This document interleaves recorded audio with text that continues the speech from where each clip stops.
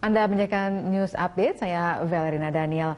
Beredarnya kabar Indonesia mengubah penyebutan Laut Cina Selatan menjadi Laut Natuna Utara menuai kritik dari pemerintah Tiongkok. Sementara itu pemerintah menjelaskan bahwa perubahan peta tersebut masih dalam tahap kajian. Sebelumnya, Kementerian Koordinator Kemaritiman meluncurkan peta NKRI terbaru, di mana penyebutan Laut Cina Selatan dirubah menjadi Laut Natuna Utara. Meski masih dalam tahap kajian, namun hal tersebut menuai kritik dari pemerintah Tiongkok. Sementara Kemenko Maritim menyatakan peta baru tersebut lebih menitik beratkan pada perbatasan Laut Indonesia dengan negara lainnya. Penerapan ekonomi Indonesia per provinsi 2016 itu hanya kami kemarin di Kaltim dan dicampingkan di sana pemerataan Indonesia sentris, bukan hanya perubahan peta itu sebenarnya kita masih yang di daerah kita saja sedang kita kaji, tidak mengganti South China Sea itu, tidak. Yang jadi dalam zona 200 km kita itu sedang kita kaji masalah itu. Tapi ada sudah tidak setuju respon dari Indonesia? Ya nanti kita lihat. Kementerian Koordinator Bidang Kemaritiman meluncurkan peta negara kesatuan Republik Indonesia yang telah diperbaharui. Di dalamnya mencakup penegasan batas negara dan penamaan wilayah perairan baru, yaitu Laut Natuna Utara.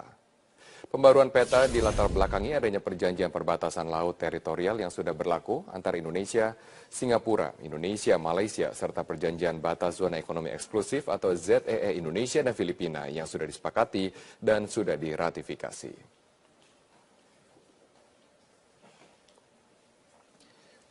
Wilayah yang berubah adalah zona ekonomi eksklusif di Laut Sulawesi yang berbatasan dengan Pulau Mindanao, Filipina.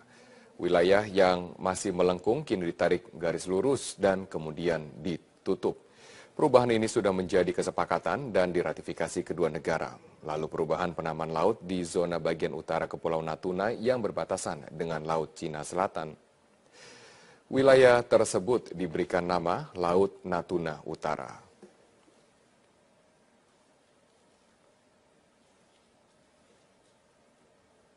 Selain itu, di wilayah Selat Malaka kini terdapat penegasan batas yang jelas antara wilayah Indonesia dengan Malaysia.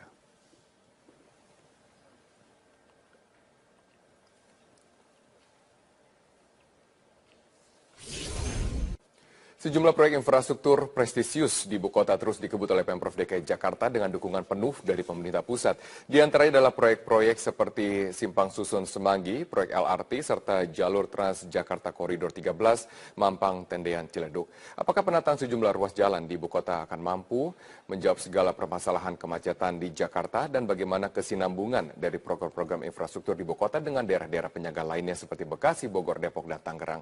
Kita akan membahasnya bersama dengan narasumber yang sudah hadir bersama kami, yaitu pengamat transportasi yang juga menjabat sebagai koordinator Koalisi Warga untuk Transportasi, Bang Azaz Tigor Nainggolan. Selamat malam Bang Tigor, terima kasih telah hadir bersama dengan kami. Selamat malam. Ya Bang, kalau kita lihat ada banyak proyek-proyek besar yang ditargetkan oleh pemerintah pada tahun 2018 dan sudah diwanti-wanti oleh Presiden agar proyek-proyek tersebut dapat segera dituntaskan di tahun depan. Nah kalau Anda lihat proyek seperti MRT, LRT, kemudian Transjakarta, serta ada Simpang Susun Semanggi, apakah ini dapat benar-benar menyelesaikan masalah kemacetan yang ada di Jakarta? Ya artinya kan gini, infrastruktur sudah dibangun gitu kan. Simpang Semanggi itu kan katanya cuma 20% ya, bisa mengurai, membantu kemacetan di sekitar itu, tapi banyak lagi. Nah, tapi kan sudah disiapkan alternatif angkutan umum massal. Ya MRT, LRT, Transjakarta integrasi dengan seluruh angkutan umum yang ada di Jakarta. Nah itu, kalau itu saja bisa dijalankan, ya terutama peningkatan integrasi seluruh angkutan umum massal yang sudah ada dan akan selesai seperti MRT, LRT dan integrasikan dengan Transjakarta, lalu ditambah lagi integrasi dengan komuter lain, itu dahsyat Jakarta. Angkutan umum massalnya akan sangat Tapi di tahun berapa kira-kira akan terjadi kedahsyatan itu? Seharusnya sih 2018 begitu selesai itu sudah siap. Jadi sekarang ini dipersiapkan mulai integrasinya. Ya langkah-langkah itu semua disiapkan. Transjakarta mulai menyiapkan langkah-langkah integrasi dengan angkutan umum reguler yang ada. Betul, sebagai feeder, ya. Seperti dengan koperasi betul, KWK. Betul. Nah, jadi itu juga diintegrasikan nanti dipersiapkan dengan MRT, dengan LRT, dengan komuter lain misalnya bila perlu. Nah, jadi kalau sudah seperti itu, aksesnya jadi lebih bagus. Jadi 2018, 2019 sudah oke.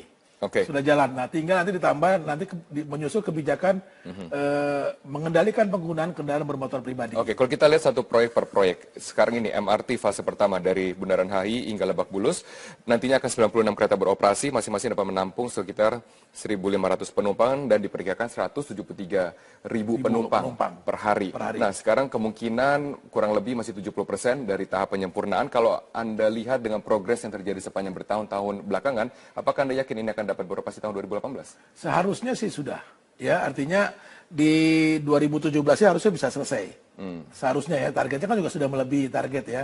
Nah, sehingga di 2018 bisa udah langsung jalan. 2018 jalan untuk masyarakat, karena kan ada wacana untuk uji coba kepada kontingen Asian Games terlebih dahulu, belum kepada masyarakat. Seberapa panjang dari proses percobaan atau 3 uji bulan kepada saya masyarakat? 3 bulan cukup ya, selama Asian Games itu kan sudah bisa, nanti akan kelihatan di mana butuh-butuh peningkatannya kan gitu. Itu kan kelihatan karena kan tidak terlampau banyak juga melakukan perjalanan kalau dengan uji coba tersebut gitu. Nah, itu akan kelihatan sambil tadi sudah menyiapkan desain atau konsep integrasi tadi. Baik, berarti Anda optimis di proyek itu. Nah, kalau kita bicara mengenai LRT sekarang, LRT diperkirakan akan menampung lebih banyak dibanding MRT. 435.000 penumpang per hari yang meliputi Jabodebek, Jakarta, Bogor, Depok, Tangerang, Bekasi. Dan Bekasi. Sekarang ini sampai tahap melihat dari mesin-mesin yang akan digunakan. Kalau Anda lihat, apakah optimis ini akan sesuai dengan tepat waktu? Ya, nah ini LRT kan masih berapa persen ya? Nah, targetnya mungkin akan mundur sedikit. Ya kalau saya lihat ya. Karena apa? Karena memang ini kan butuh keseriusan ya. Kalau LRT juga seperti MRT ya. Ya sama, hampir mirip ya. Beban keseriusannya dalam membangun ini gitu loh. Nah, tapi saya masih lihat dan berharap sebetulnya 2018 sudah bisa beroperasi. Ya, di 2018 setidaknya itu kan. Supaya masyarakat bisa melihat sudah seberapa jauh progres yang memang sudah diimplementasikan. Yang dapat dicapai.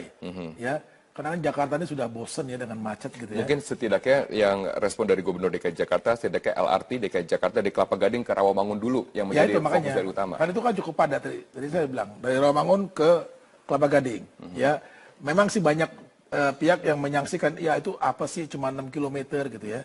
Tapi kalau kita lihat demandnya cukup tinggi, kenapa tidak gitu. Nah, tinggal tadi didorong, diintegrasikan dengan angkutan umum yang lainnya. Berarti secara blueprint, secara makro, pemerintah sudah berada dalam track yang tepat. Ya, karena yang dibangun adalah angkutan umum massal. Yang itu memang dibutuhkan. Tapi sekarang berbicara mengenai implementasi ke depan, kita tahu bahwa peralihan Gubernur DKI Jakarta akan terjadi pada bulan Oktober 2017. Apakah Anda yakin komitmen dari gubernur yang akan menjabat nanti bahwa infrastruktur juga sama kencangnya dikerjakan di masa periode mendatang dibandingkan dengan periode sekarang? Kalau tidak diselesaikan secara sesuai harapan, ya tepat waktu, saya pikir nanti gubernur baru akan ditekan oleh masyarakat. Ya, Jakarta warganya itu sudah ingin sekali segera bisa menikmati MRT, segera bisa menikmati LRT, angkutan umum massal yang terintegrasi dengan baik sehingga mereka bisa lepas dari kemacetan. Jadi tidak ada pilihan dari gubernur yang baru nanti. Justru kalau bisa dia harusnya menunjukkan bisa lebih cepat mendukungnya gitu ya. Dari rencana kan tadi saya bilang LRT setidaknya sepertinya ada hambatan. Nah, mungkin di sini dia bisa bantu. Ya, dan bagaimana mempercepat integrasinya. Itu yang penting. Jadi harusnya seperti itu. Kalau dia memperlambat itu akan ada masalah. Integrasi tidak hanya dalam segi blueprint, tidak hanya dalam segi traik, tapi juga integrasi dalam sistem pembayaran. Tiketing. Integrasi dalam sistem jadwal. Apakah Anda lihat sudah ada upaya-upaya tersebut? Nah, itu makanya harus dipersiapkan.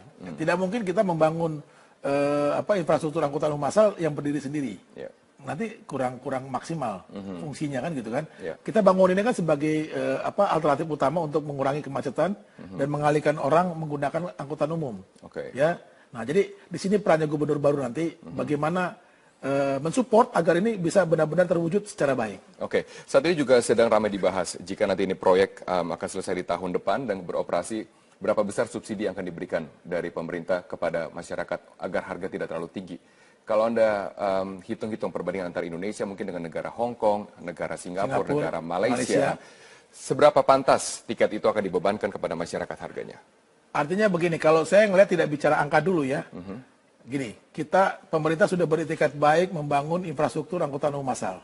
Artinya itu sudah diperhitungkan betul. Subsidinya sebesar mungkin harusnya diberikan kepada masyarakat. Tapi sekarang teknologi, masyarakat mempunyai pilihan seperti angkutan online seperti itu. Kalau mereka berkompetisi dengan angkutan online yang lebih murah, apakah preferensi masyarakat dapat semerta-merta berpindah jika nanti transportasi massal sudah jadi? Kalau misalnya aksesnya lebih bagus, ya ini akan jadi pilihan. Apalagi gini, saya sih mengusulkan minimal subsidinya itu 40-60. Ya, 40% yang ditanggung oleh warga Jakarta atau penggunanya, 60 subsidi. Harusnya itu minimal ya, minimal.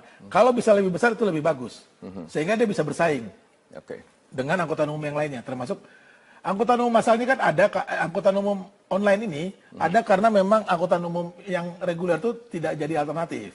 Ya, nah ketika ini angkutan umum massal yang sudah ada dibangun sekarang ini jadi alternatif, ini juga akan berkurang. Tapi apakah ini akan menimbulkan masalah baru nanti dengan misalnya angkutan online yang sekarang ini menjadi preferensi masyarakat dalam menghadapi kemacetan? Apakah ada masalah jadi antara angkutan online dengan nanti transportasi massal jika harganya begitu bersaing dengan ketat? Ya itu kan memang ininya kewajiban pemerintah ya, mensupport angkutan umum massal. Itu ya. Nah, kalau angkutan umum online ini kan lebih sifatnya swasta. Ya. Dan saya melihat dia tetap punya pasarnya sendiri. Ya. Selama ini kan atau sekarang ini kan dia mengambil juga pasarnya angkutan umum massal ya karena memang macet gitu kan pilihan. Tapi ketika ini sudah diselesaikan sudah dijawab, ya dia tetap punya pasar pengguna yang lain gitu loh. Itu. Jadi gesekan saya pikir nggak ada masalah. Baik. Selain dari ibu kota juga tentunya ini adalah Jabodetabek kota metropolitan. Ada daerah-daerah penyangga seperti Bogor, Depok, Tangerang, dan juga Bekasi. Kalau Anda lihat bagaimana dengan integrasi antara sistem transportasi di Jakarta yang akan jadi dengan sistem transportasi yang berada di daerah penyangga? Ya ini makanya. Jadi sekarang ini kan ada BPJT ya, Badan Pengelola Transportasi Jabodetabek. Nah di sini perannya harusnya membangun semua kota-kota yang ada di sekitar Jakarta bersama Jakarta itu terintegrasi dengan baik. Misalnya sekarang kan sudah dimulai, misalnya pada titik tertentu terluar di Bekasi sudah ada Transjakarta.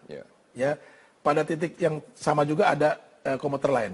Nah, tinggal pemerintah daerah setempat bekerja sama dengan BPJT ya untuk membangun angkutan-angkutan di tengah kota yang mengakses ke angkutan yang di pinggir. Ya sehingga ketika mereka ke Jakarta tidak lagi berpikir untuk membawa kendaraan pribadi. Ya karena sudah diakses. Jadi yang ditata bukan cuma menggantungkan dari fasilitas infrastruktur dari Jakarta, tapi juga disupport kota-kota sekitar Pemdanya atau Pemkotnya itu membangun integrasi angkutan umum yang baik juga. Sehingga seperti sarang laba-laba ya. Nah, seperti itu, terkoneksi dengan baik semuanya antar moda, ya, antar kota, dan integrasinya tadi bukan cuma kendaraannya saja ketemu, sistem tiketingnya, ya pengelolaannya itu juga harus diperhatikan ke depannya. Dan juga termasuk dari jadwalnya. Jadwalnya juga harus on time ya. Jangan sampai seperti sekarang kereta masih molor setengah jam, Jakarta juga nunggu 1 jam gitu kan. Bang Tigor, kalau kita lihat sekarang salah satu proyek prestisius dari pemerintah untuk mencakup daerah penyangga adalah LRT yang mencakup daerah-daerah penyangga lain. Apakah dibutuhkan dari proyek-proyek lainnya khusus untuk korelasi antara Jakarta dengan daerah penyangga? Itu harus karena kan kita tahu Jakarta ini masih pilihan tempat ya bagi warga-warga kota-kota sekitar Jakarta untuk bekerja, ya bahkan untuk berobat pun dari Bekasi masih mau ke Jakarta segala macam, sekolah segala macam gitu kan. Jadi memang integrasi itu harus. Ya tadi bukan cuma integrasi antar moda tapi antar kota, sistemnya juga harus terpadu.